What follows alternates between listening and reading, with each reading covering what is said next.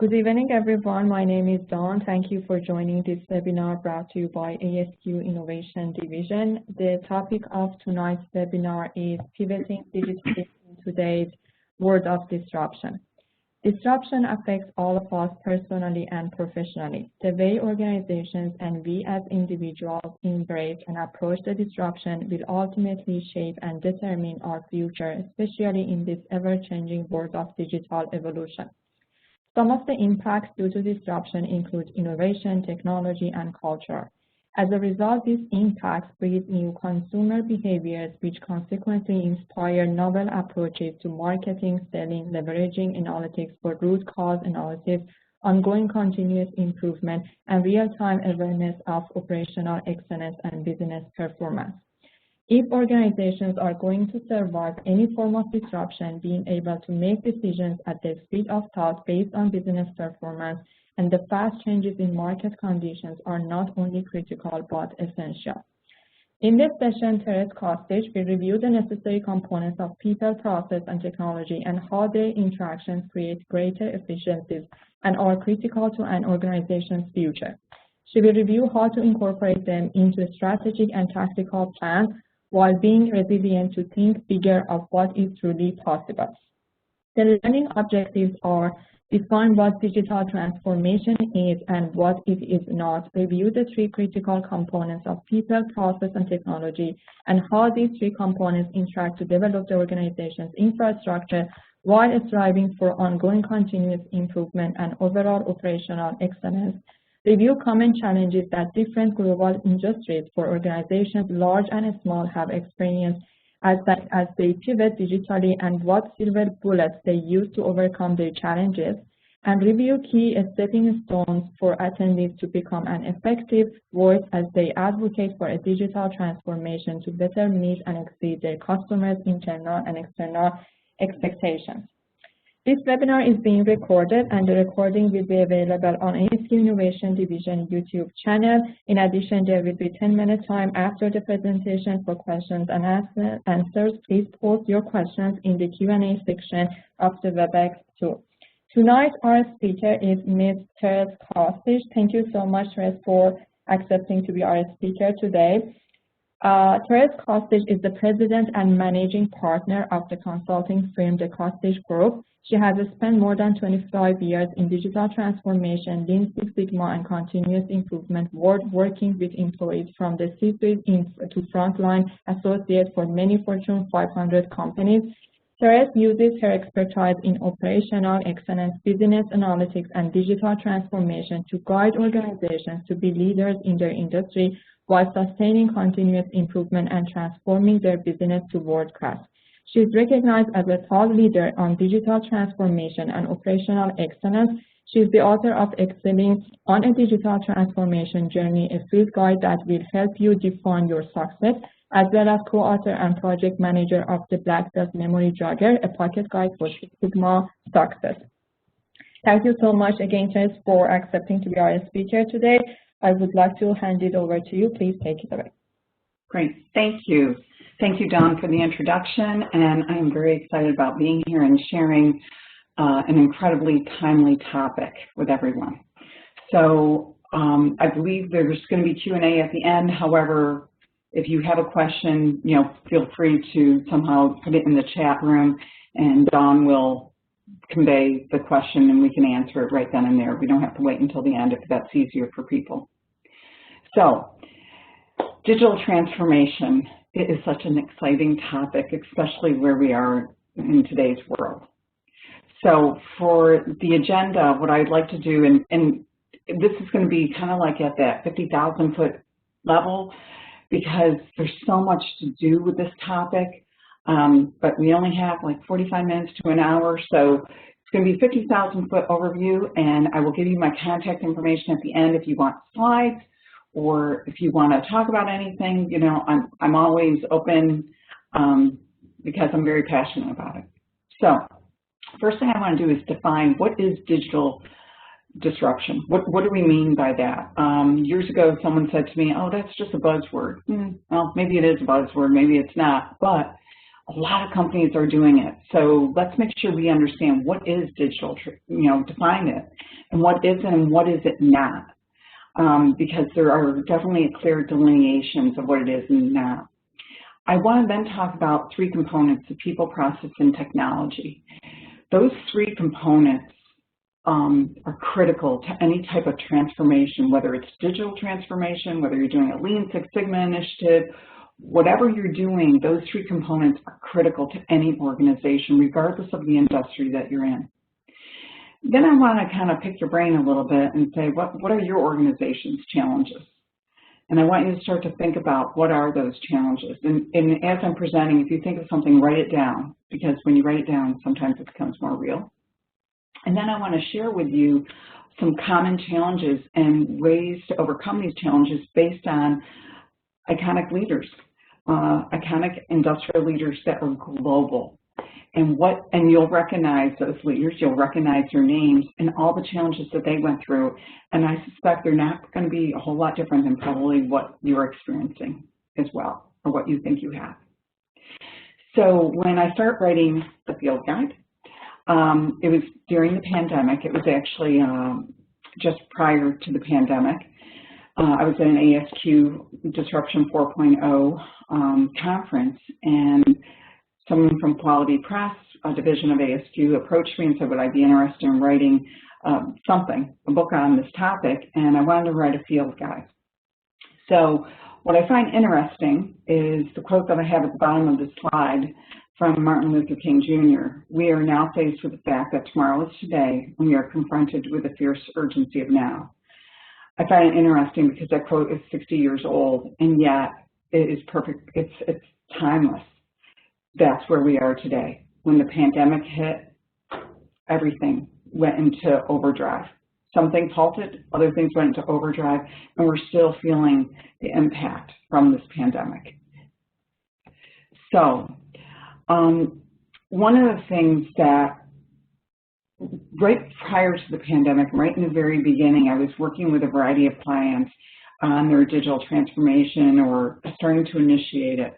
And what I ended up hearing a lot was, we're really busy right now, especially because of everything that's going on. Why don't we put it on the back burner? Or let's approach this when we're not so busy.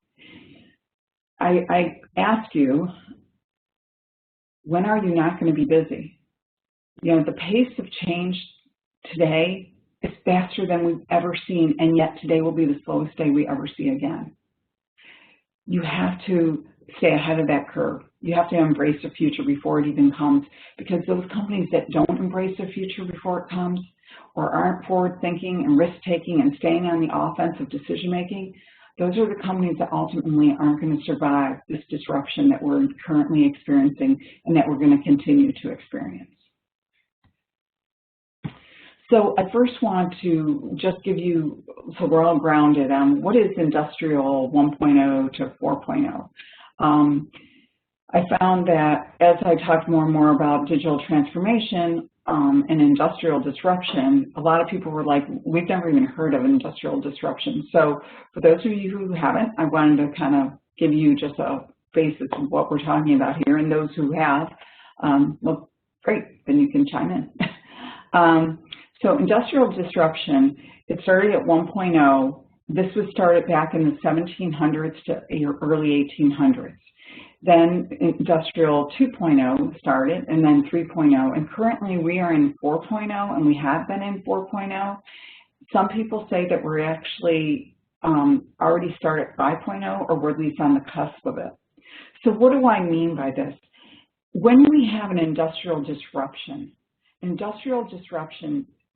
describes how various changes have impacted our market and how we relate to that impact and how we go to market, or how our daily lives are changed as a result. A lot of times this impact or this disruption is due to technology changes. So, you know, you had the 1.0, you have the 2.0, which went to mass production. You know, you go from writing letters back in the 1700s and 1800s to now all of a sudden using the telephone in the 1900s or mid-1900s. So that telephone was a disruption. The steam engine was a disruption. Now where we are, the computer, the cybersecurity, the cyber world, that is now a disruption. So if you want to know more about it, again, you can contact me, you can Google, it's all out there. But that's called Industrial Disruption 1.0 to, then there's 2.0, 3.0, and 4.0. Digital disruption, or disruption 4.0, a lot of times are interchanged, is where we currently are. This is a component of where we are due to all the technology that has changed the way we go to market, changed the way we, as a consumer, and changed the way we are as, an employee as well. So it describes the various changes that are impacted due to the disruption, how we go to market, how we buy, how we sell, everything around us. So what is digital transformation? What is it not?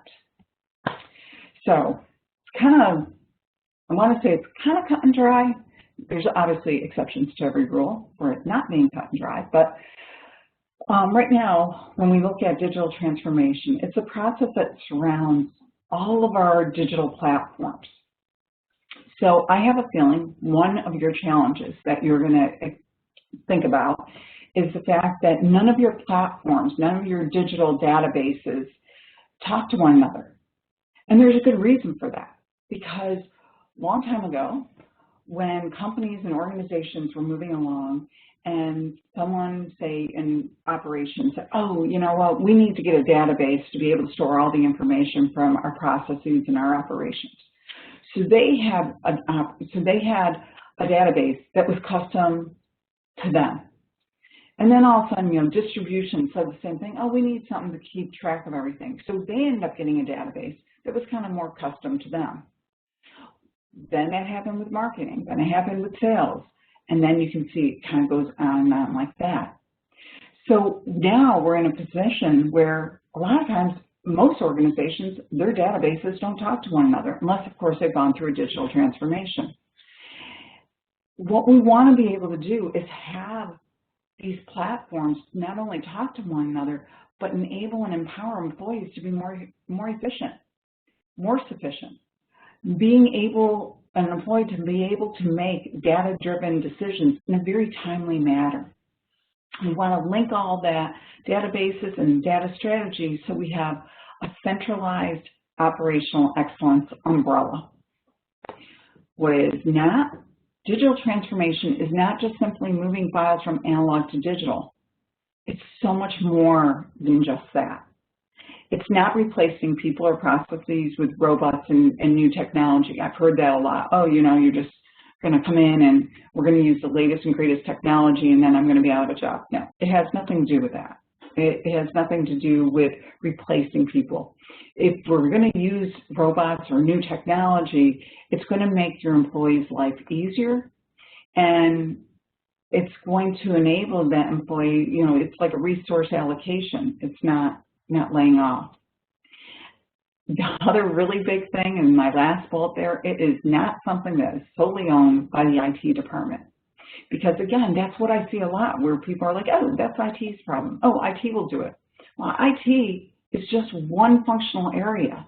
They oversee it. They oversee the strategy, but they need input from everybody. Anybody who's going to be affected and touched by the digital transformation needs to have a say in it, in a part of it.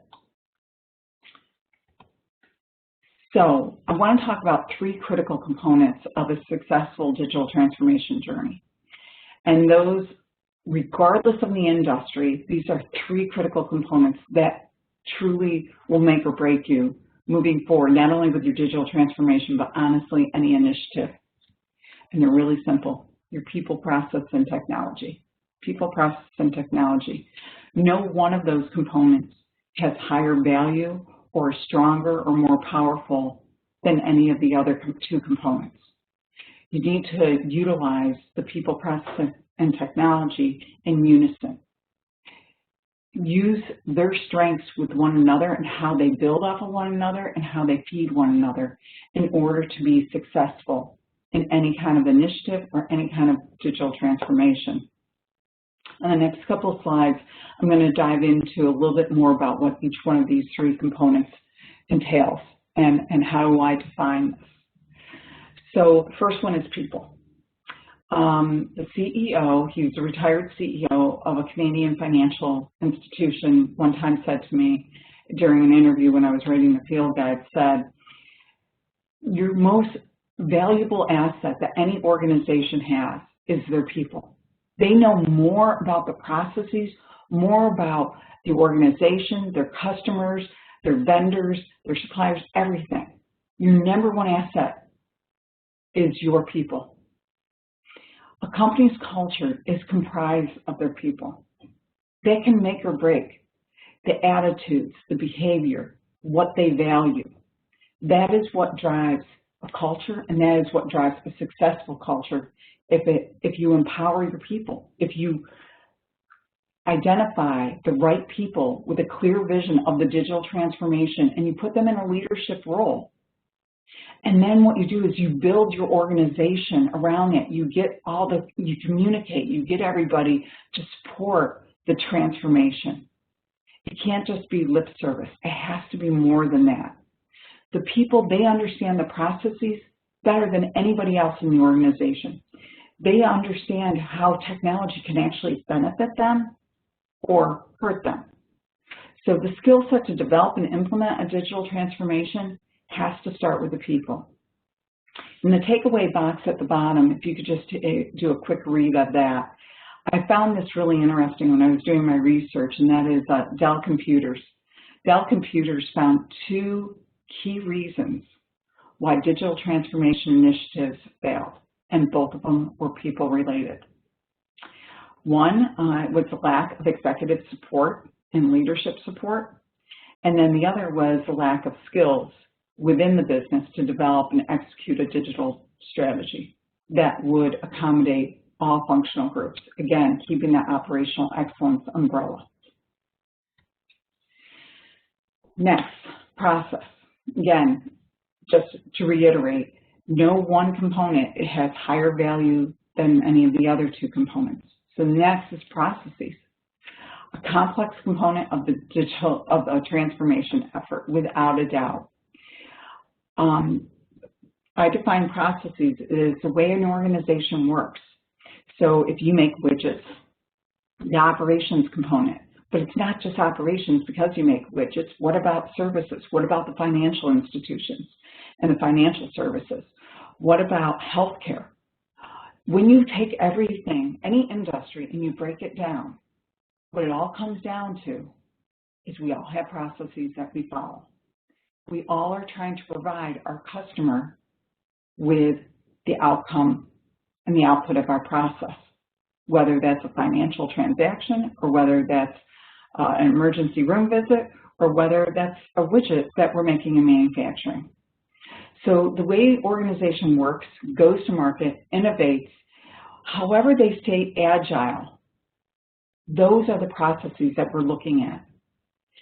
Many organizations, I find, think that digital transformation is really just digitizing, nothing more than throwing technology at it. And I hear that often, where it's like, oh, this is the latest and greatest technology. Let's just put it out there, and it can create this umbrella that can tie our databases together. But again, is that the technology that's going to work best for your organization?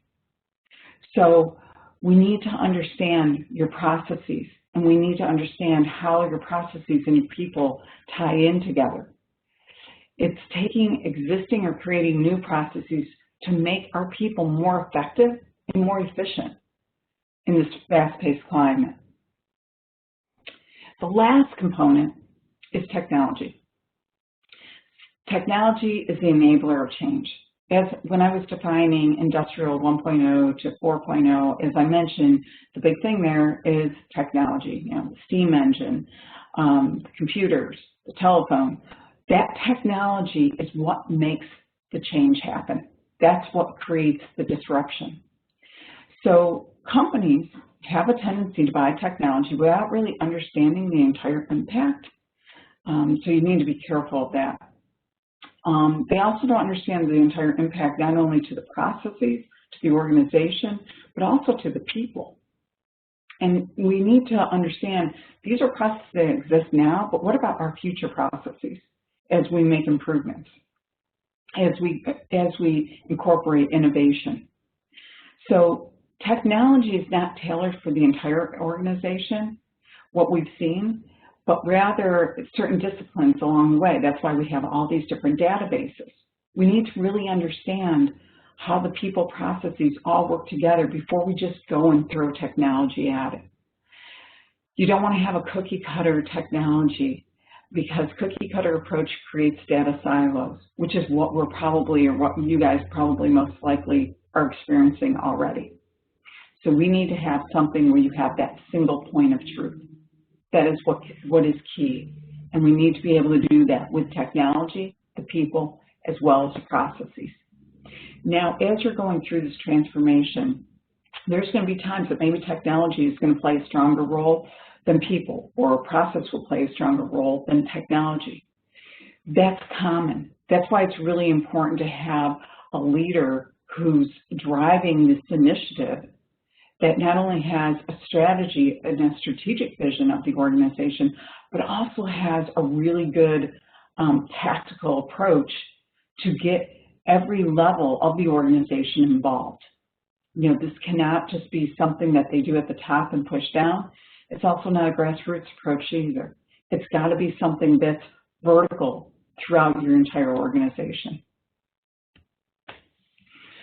So when you think about digital transformation, at least when I think about it, I think about the opportunities for companies to redefine their organization. You know, again, in the beginning, I showed you a quote that talked about think bigger of what is really possible. Don't think about today. Don't think about just tomorrow. Think about where your future is going to lie. And that will help you redefine your organization. When I think about people, process, and technology, and I think about all the opportunities that are out there, I think what would be awesome is to have that single, complete source of truth, end-to-end governance, to be self-sufficient, self-service analytics, citizens analytics, vendor portals, client transparency. Those are things that are critical, especially as our world is changing, especially as the consumer is starting to hold more of the power than what retailers are. Our world has definitely changed. It was changing before the pandemic. The pandemic just put it in super overdrive. We also got to constantly innovate, and doing that in a way that the customer cares about. Customers can go anywhere. If you think about it, most of you, I'm sure, have used Amazon. The customer can just swipe. It's a simple swipe. I can find a better price. I can find a better deal. I can find faster delivery. It's a simple swipe. So we got to constantly be innovating, but we got to be doing it in a way that the customer actually cares about, because they're what keeps us in business.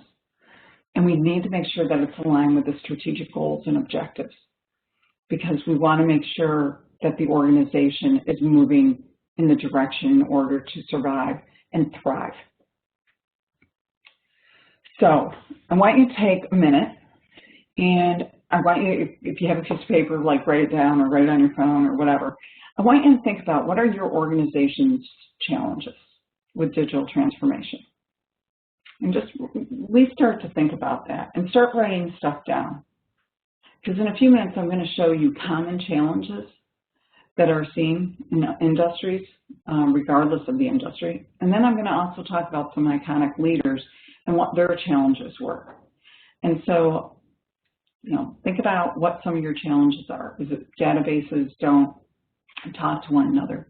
Is it leadership? Some leadership's brought in, not all leadership is brought in. Is it that the people in the organization really aren't being taken into consideration with the changes? Is technology just being thrown at it, and it's not really the best technology for what your organization is trying to do? So just take a minute, or like now maybe 30 more seconds,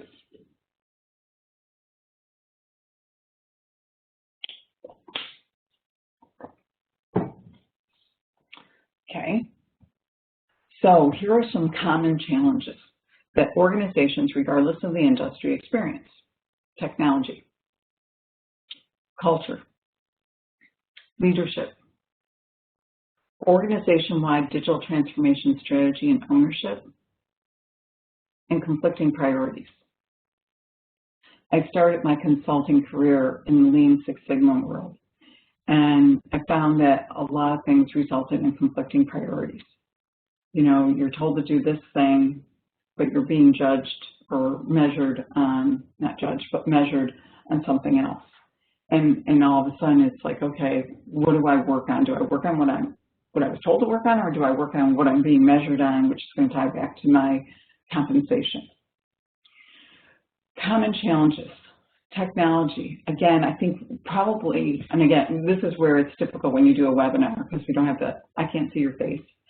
And it's like, are your databases talking to one another? I worked with one of the hospitals near where I live, and they're a very, very large hospital. And one of their affiliates, they have, I don't know, 15 affiliates maybe, or 20 affiliates. And one of the affiliates said, well, we can't talk to the main hospital. Our databases don't align with one another. Well, they've been an affiliate for over 20 years.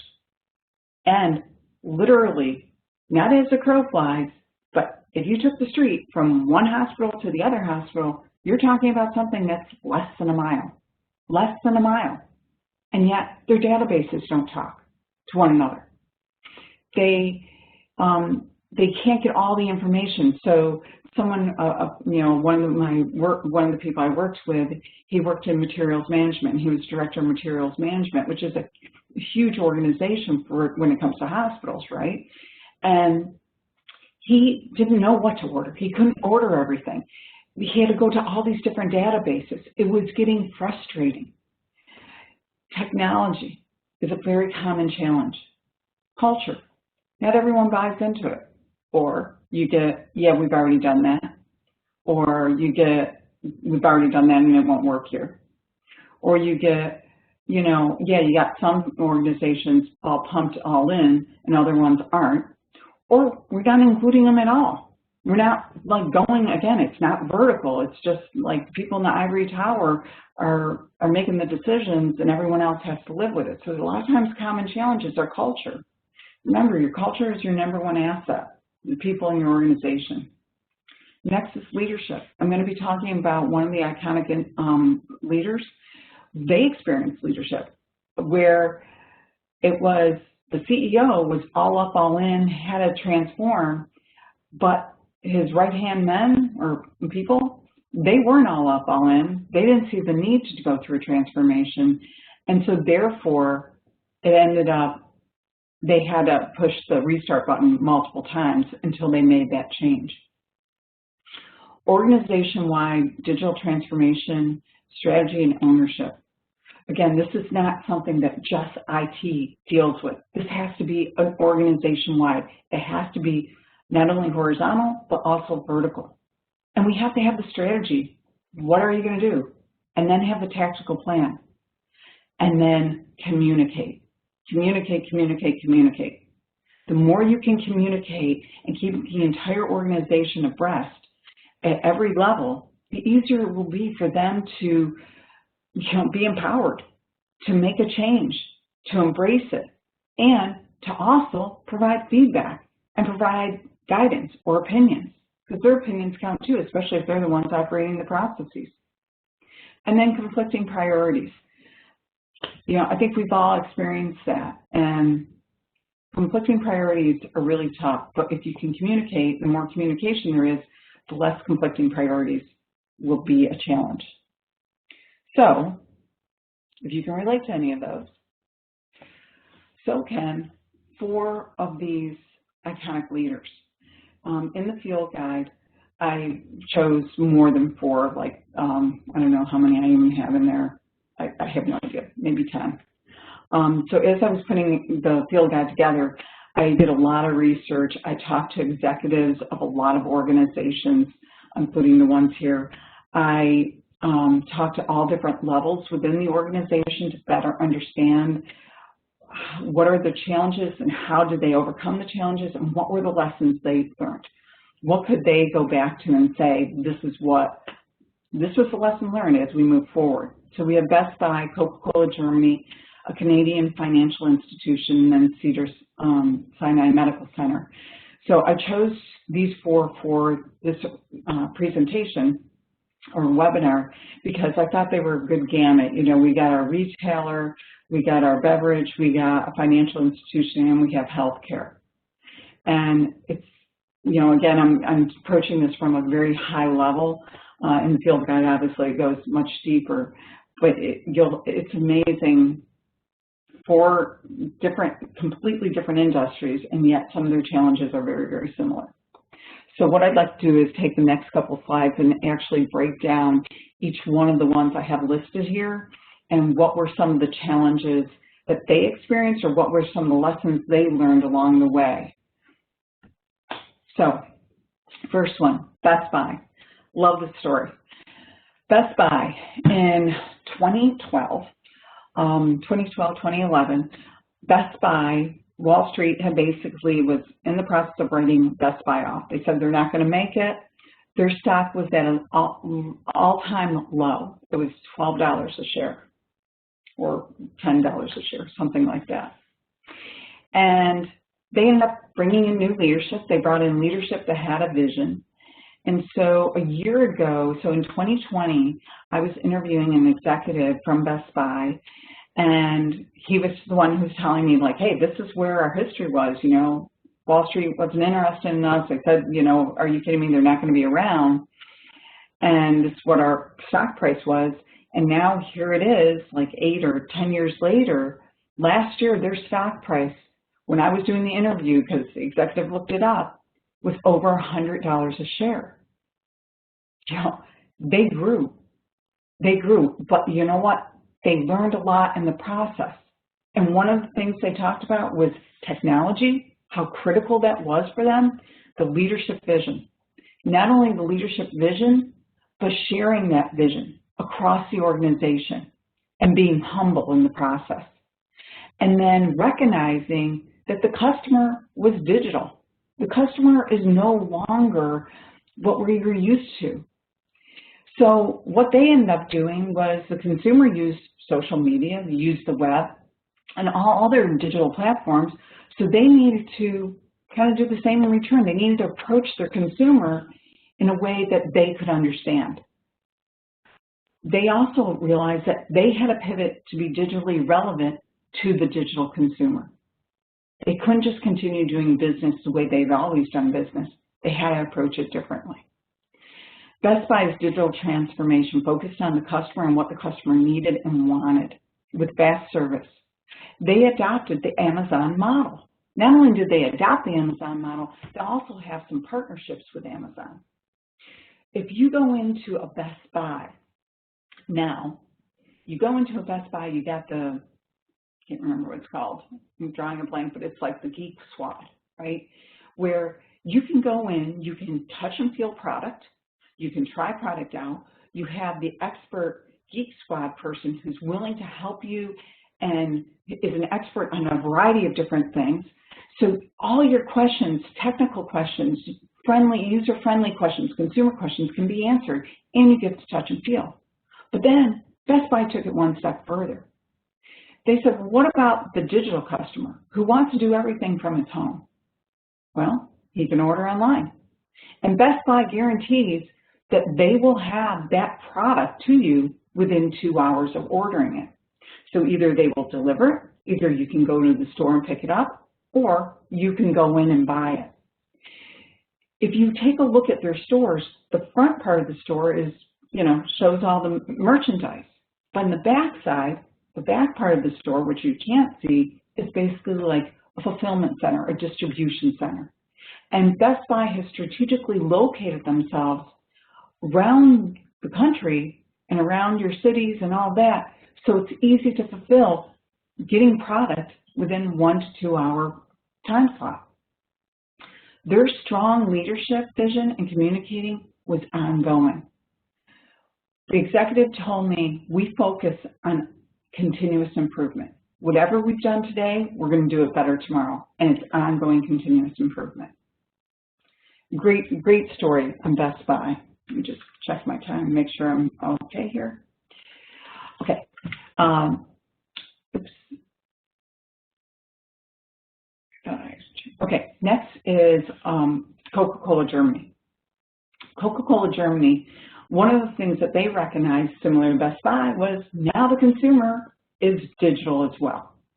And the consumer held the buying power versus the retailer.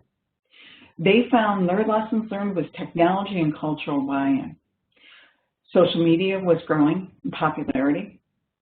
CocaCola Germany actually went through an entire paradigm shift in how they approached reporting and tracking. They recognized that, you know what, they needed technology that was at their fingertip. It had to be at everybody's fingertip, not just the sales organization. It had to be the sales, the operations, the finance, the marketing, the truck drivers, everybody. They had a shift from a push reporting process to a pull reporting process. And they did that through self-service analytics and citizens analytics. They empowered their people. They empowered their people, and they focused on the social media and the consumer that is now pivoting digitally.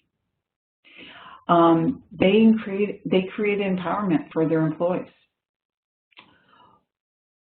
Now CocaCola Germany, they went from losing market share and losing revenue to not only being the best and the biggest of beverages in Germany, they actually now are Coca-Cola Europe.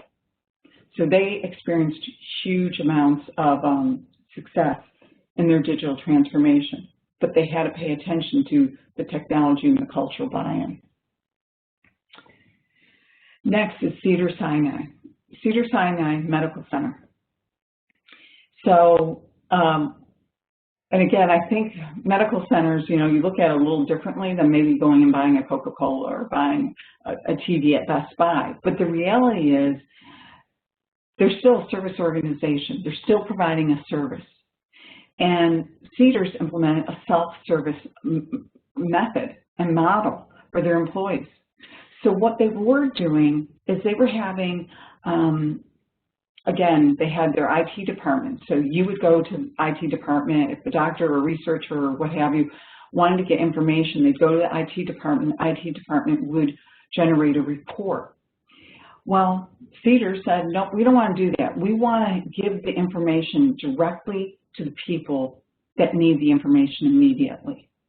We want to train them on the tools and how to interpret the information and the analytics so it improves the overall efficiency and speed of use. It's that single point of truth. It's a self-service analytics. It's the data-driven, and it's empowering your employees. It's making the process work best for your culture and making sure that you have all the information you need at the speed of thought. It can't be old news, because old news is just that, old news. So Cedar's Medical Center, in their midst of their transformation, they again adopted a self-service model and recognizing that the consumer is also changing. And finally, the last one I wanted to share with you is Canadian Financial Institution. This Canadian Financial Institution is unique in terms of, because they also had a union that they were associated with. So not only did they have their own challenges inside their house, but they also had to take into consideration the union as well, because that played a key role for them. I had the opportunity to speak to the retired, or the CEO who was retiring, and he said they absolutely had to hit the start button a couple of times because they learned their lessons along the way, which was company culture. Company culture is critical and essential. Changing the culture is a marathon. It is not a sprint. That was his quote. You got to look at your company culture and get their information and their buy-in, not only horizontal, but vertical collaboration as well. This cannot be done in a vacuum. It has to be across functional areas and collaboration. Support personal and emotional connection from the top down leadership. They experienced where the CEO was all gung-ho and like had a strategy, or had a vision, I should say, but other people on the leadership team didn't see the need, what have you. So there had to be some changes made at the top, because if you're going to share a vision, it has to be shared across the board. Otherwise, it's just not going to work. He also said communication, and he could not stress it enough. Sharing the vision across the organization with the leadership team, ongoing communication. And it can't just be your CEO doing it. It has to be everyone in the leadership team, you know, at your town hall meetings, at your any type of publications. It has to be all the time communicated. The more you can communicate, the better people understand how it's going to impact what they're doing and the changes they're going to be experiencing. So those are some key things that, again, a financial institution experienced. So here I've listed out 5 different ways of overcoming these challenges, not only from the lessons learned from the 4 companies I talked about, but communicate. And again, in the field guide, I did a lot more research, and talk about more companies and some of the lessons they've learned. Communicate, and communicate everything. Don't keep it close to your chest. Communicate everything, because the more that people understand, the more your culture, your people and understand, the easier it is going to be for them to adopt the changes and to transform. It's like that speed of trust. You know, the more you trust, the more you understand, the easier it is to adopt. Understand your legacy systems and the impact to the people and processes. Again, be very cautious about just throwing technology at it. If you can understand your legacy systems and how do they impact the people and processes, then it's easier for you to make a decision what is going to be the best for your organization. I worked with one person or one organization I interviewed. They ended up having governance was very, very important because they do most of their businesses with the government contracts. So maybe their legacy systems and understanding the impacting processes, they understood it, but they had to make changes because they also had to stay in governance with government contracts. Collaborative effort across the organization and to empower employees. I feel like years ago, especially with Lean Six Sigma, we always talked about empowering employees. This is different now, I feel, because we're wanting our employees to become more independent through self-service analytics, giving them the information so they have the information at the speed of thought, and they have all the information, not just bits and pieces. They have everything. 4, leadership support, buy-in, and shared vision. We got to be a team, and you know, it's like a well-run orchestra. And if it's a well-run orchestra, then, you know, the leadership, they can produce like unbelievable transformation. And then finally, the people, process, and technology, that interaction. Bear in mind, one does not hold more power or more value than the other one. Sometimes throughout your transformation, one will play a bigger role than the other, but at the end of the day, they all have to understand how they relate and how they intertwine and how they interact with one another. So those are some ways to overcome the challenges, the most common challenges. So I want to leave you with at least a little something to get started. Initial steps for a successful digital transformation. If I could put it down into 6 components, and again, the field guide goes into this in a lot more detail. Establish a strategic vision. Like, that's really critical. Don't just shoot in the dark. Like, have that vision, have a team that will help lead that transformation. And this is not just one person leading it. This is not IT leading it. This is a team helping with the transformation. 2, identify your organization's current state. But when you do that, I want you to understand it in terms of people, process, and technology and infrastructure. Once you can understand where is our current state in terms of those 4 components, especially the 3 components of people, process, technology, it'll make driving number 3 even easier, which is your ideal state. And again, your ideal state, where do you want to be? And not just today, and not just tomorrow, and not just next year, but we need to have the vision of thinking bigger of what is really possible. I mean, go for the gusto. Then do a gap and bridge analysis of your current state and your ideal state. Like, what's it going to take for us to go from our current to our ideal? And again, in today's world, really nothing's impossible. 5, develop a transformation plan. You got to have that tactical plan. And number 6 is communicate that plan, and communicate it, and communicate it, and communicate it. Those are the key things in order to drive successful digital transformation. So when the pandemic first happened and I start writing the field guide and outlining everything, I came across from Marketunist this cartoon. And I got a really big chuckle out of it. I just thought it was really funny, and it was in the very beginning. And yet it still is true. It still is happening. I find that disruptions, regardless if it's personal or professional or industrial or what have you, they compel new thinking and behaviors that will end one trend while giving new awakenings to something that previously didn't exist. Change is good.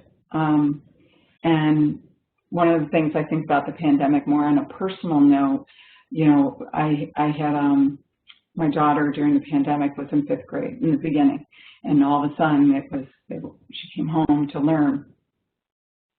And all last year, everything was done online. I mean, she was now in the classroom last year in the fall, and she's in the classroom this year.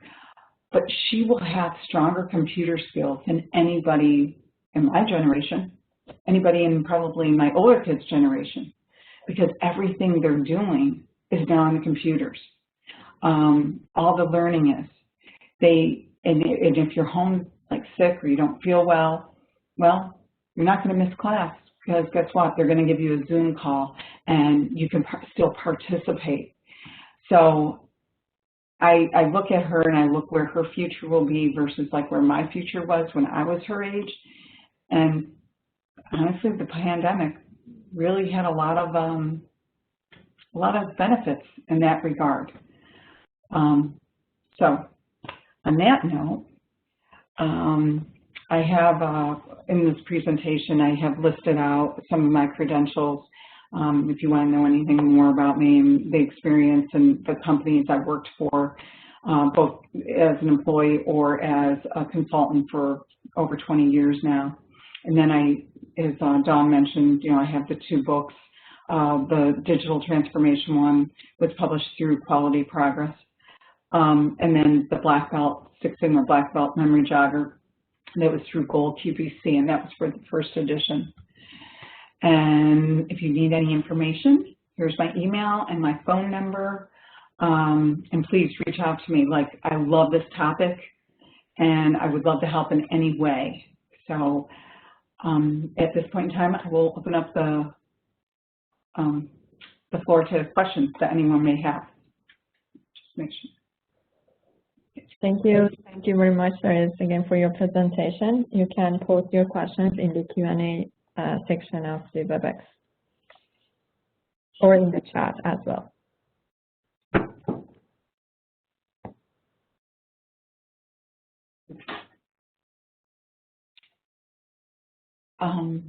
So we have one question just came in. What are the measurements and indicators for a successful transformation? Oh, great question. That is a really, really good question. When you go through like developing your tactical strategy and your tactical plan, when you take a look at your current state and your ideal state, and you actually walk through all that, a lot of those metrics will end up becoming very evident. I keep using the one I used in the beginning, I'll use it again, and that is having your databases talk to one another. Because in today's world, like, you really need to have all the information, and you need to have that single point of truth. So that would be a common metric that I think that anyone in any industry could relate to. And again, those metrics would become more evident once you start going through and developing not only your strategic vision, but then your tactical plan as well. Thank you. The next question is for organizations that are new to this area. Where do they start?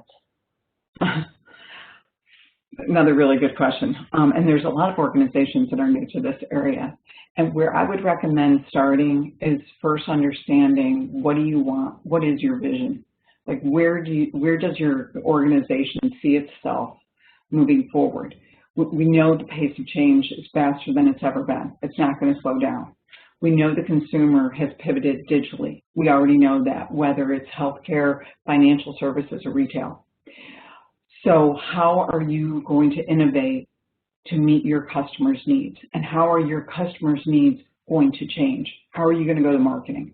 Once you create that vision, that will help. The other thing that will help, though, too, is those 6 steps that I laid out. Like, what is your current state in terms of people, process, technology? And what is your ideal state? And once you start to understand those gaps, that even from a really high level, like a 100,000-foot overview, once you start to see that, more and more will become more clear and evident of the direction you're going to need to take. And that will help start the motion. So kind of doing like an assessment of your organization in terms of digital transformation and pivoting digitally. Thank you. The next question is what other, The next question is, what has been the most challenging assignment that you worked on, and what were their outcomes? One of the most challenging things that I've experienced with the digital transformation is companies saying they're too busy to do it right now. You know, we'll do it later. And I just sit there and I think, well, when is later? You know, when are you not going to be busy? You know, when? And what's sad is when you see organizations that don't use the data that should be available to them and should pivot digitally. You know, those are organizations that honestly have gone through bankruptcy, which is really sad because it was at their fingertips, but they chose to wait.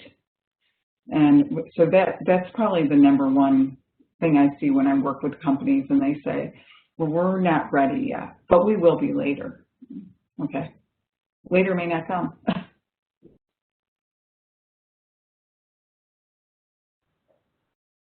Thank you. The next question is, what other aspects of innovation is the most important to bolster the digital transformation? What other points of innovation are important to foster? Again, when I think about innovation, I think about who is your customer, okay? And, you know, where are they in this whole digital world? For example, let me just take a simple example where I already mentioned, like my daughter. She was in 5th grade when the pandemic happened. So starting in March, everyone was sent home. And within a couple of weeks, they all got, you know, computers to work off of. So now, what is the innovation? First of all, everyone was home. How would you have normally gone through training? How would teachers normally have taught the students? You can't, you know, people are going to, she's in a public school, so she's going to a public school. You can't necessarily rely that they're going to be homeschooled or that the parent is going to be, you know, an integral part of all of their learning. You can't necessarily rely on that. So the innovation was, okay, we're going to give everybody a tablet. And in the tablet, this is how we're going to approach it. And we're going to use Zoom. We're going to use technology And we're going to change our processes that are going to be better for our customer, and the customer is a student in this particular case. The supplier was a teacher. So I think when you think about innovation, again, think about not only where is your customer or where is the consumer today, but where are they going to be? You know, where do you envision them? Think bigger of what is possible, because that's what they're doing as well. They're thinking bigger of what is possible. So that innovation should be driven by how your customer has pivoted digitally.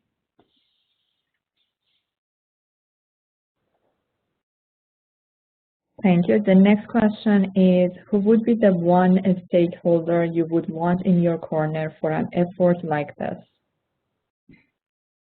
Wait, what was the last thing you said, who you'd want in your corner, and then I didn't hear? Sorry, who would be the one stakeholder you would want in your corner for an effort like this? Wow,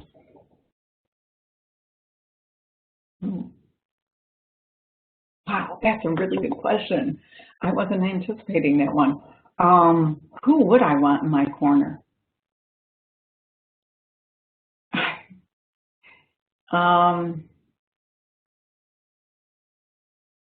I think, you know, honestly, I think where I'd want in the corner is my COO, my Chief Operating Officer, because if I was a Chief Transformation Officer, the Operating Officer, you know, he understands the whole gamut of the organization and the whole operational excellence of the organization in that umbrella. And when you do that, then what you've done is you've gone horizontally across the organization, which is really critical, and then you can start to drill down vertical. At the same time, though, I think, oh, yeah, I'd want the COO, like, in my corner, but then I'd want someone also, you know, lower in the organization, not at that leadership level, that still, that is well respected. You get someone who's well respected, and you get them collaborating vertically as well as horizontally. Again, it's the speed of trust. People will move a mountain if they believe in you. And so those, I guess, are the two different people I would want in my back pocket. That's a great question.